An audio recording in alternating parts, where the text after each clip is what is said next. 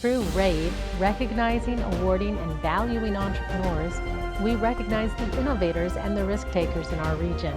We are pleased to introduce to you 2019's Outstanding RAVE Honorees.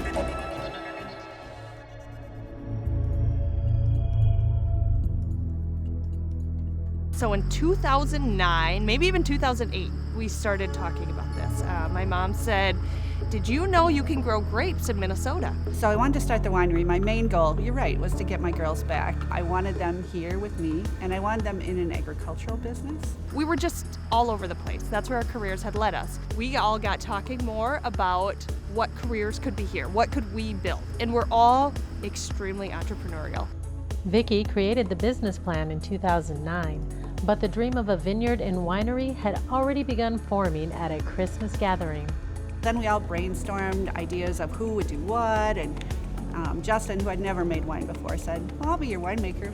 Okay. And Patrick, the aerospace engineer, said, "Well, I'll take care of the vineyard." Okay.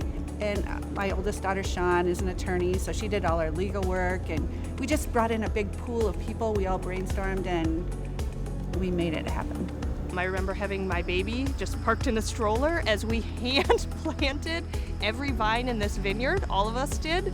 On December 15th, 2011, the family opened the doors of the Four Daughters Vineyard and Winery. We knew we wanted to do it right. We knew we wanted to be a destination. We knew we wanted to put something in rural Minnesota. Four Daughters grew quickly, adding the event space 2 years ahead of schedule and growing their staff.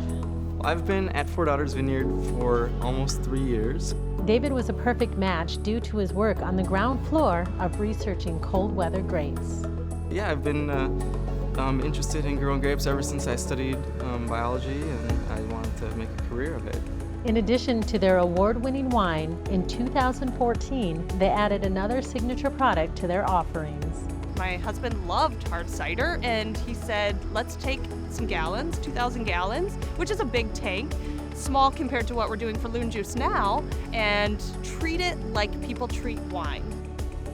Today, with over 50 employees during peak season, they have passed many milestones and learned a lot since that first vine was planted. Four Daughters is the largest winery in Minnesota in terms of production volume. Every single person that comes in the door is important to us. I know others might think, "Oh, you've been open for 8 years, it's easy." No. Every single day when we open the doors, we say, "I hope people come today." My favorite part of the job, and I didn't know this was going to be a thing, but the winemakers will come in the morning at 8 o'clock and say, "Here, try this wine." Really? Okay. That seems pretty great. Cheers.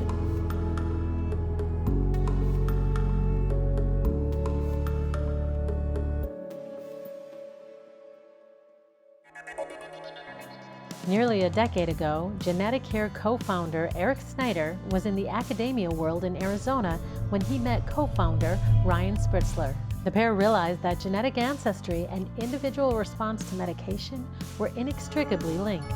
We decided, hey, we could select genotypes that might help predict how people respond to hypertension, put them in the same nice box, and then bring them to the doctor and then help with a decision tree. We still have the napkins from our original kind of planning sessions. So. Eric soon realized they needed to shore up the business side of GeneticCare and tapped his brother Scott. It took a lot of whiteboarding for me to understand the science, but once it clicked, I did realize that, hey, this is going to be the future. Either we're going to do it or somebody else is. What sets GeneticCare apart, and why focus on hypertension?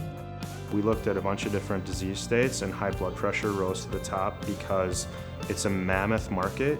It's really poorly controlled today. The fewer pills you can give an individual, the better. And right now, the standard of care essentially for hypertension is to try one drug and then to add another drug and then to add another drug. In the future, this is the way diseases will be treated. They continued clinical trials, gathering evidence and regulatory work, and in January 2017, moved into the Mayo Clinic Business Accelerator, managed by RAEDI.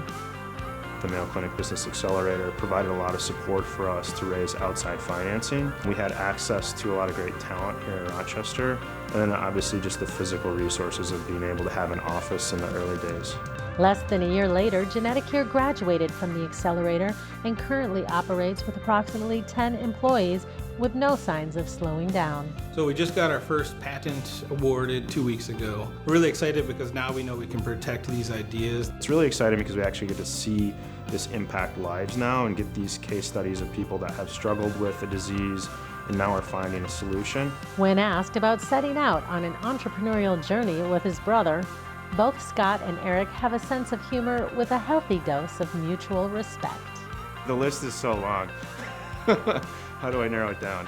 I don't know, his siblings are great. No, Eric, he brings a completely different set of skills than I do, which is, I think, why we work well together. Well, he has a tremendous sense of fashion. That would be number one. And I used to be a pretty good soccer player. So, no, but from the genetic care side, I'm always thankful to have him on calls, with the business knowledge. We've moved on from angel investors into VC types, and they tend to get pretty hardcore on the questions on investing. I've been as lost at times with his answers to those as he probably has been at times with the scientific discussions we've had on the science team.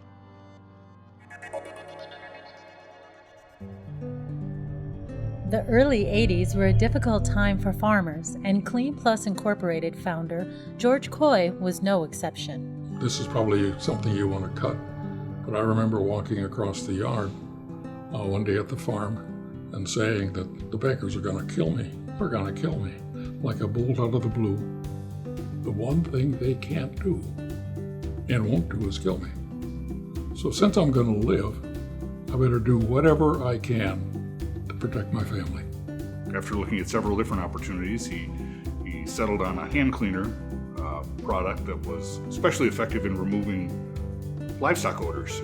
My father and I and an uncle and a cousin went out and learned how to make hand cleaner and packed up the entire factory, put it on a truck, and brought it back to Minnesota. We began manufacturing here in West Concord, Minnesota in August of 1987. The hand cleaner business was going well, but in the early 90s, they realized they needed a product with a faster sales cycle. I developed through some help of some friends, a line of starter and alternator repair kits for the do-it-yourselfer. But the duo didn't stop there when opportunity again came knocking. We were presented with an opportunity to look at an absorbent product to go into the automotive aftermarket that's made from corn stalks. Being a couple of farm kids from Minnesota, we took a real hard look at that. And we are now producing a full line of bio-based, cornstalk-based oil absorbents here in Minnesota.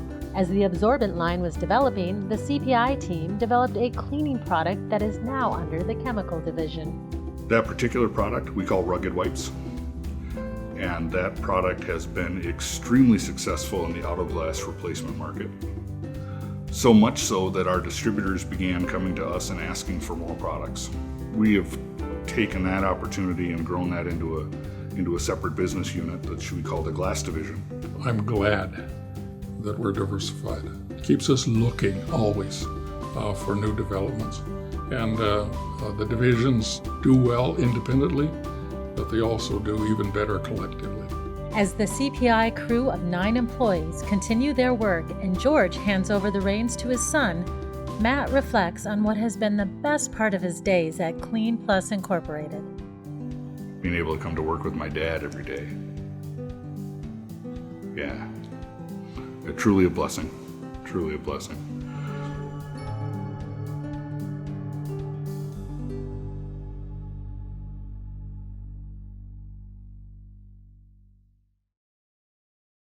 Congratulations, 2019 RAVE Honorees.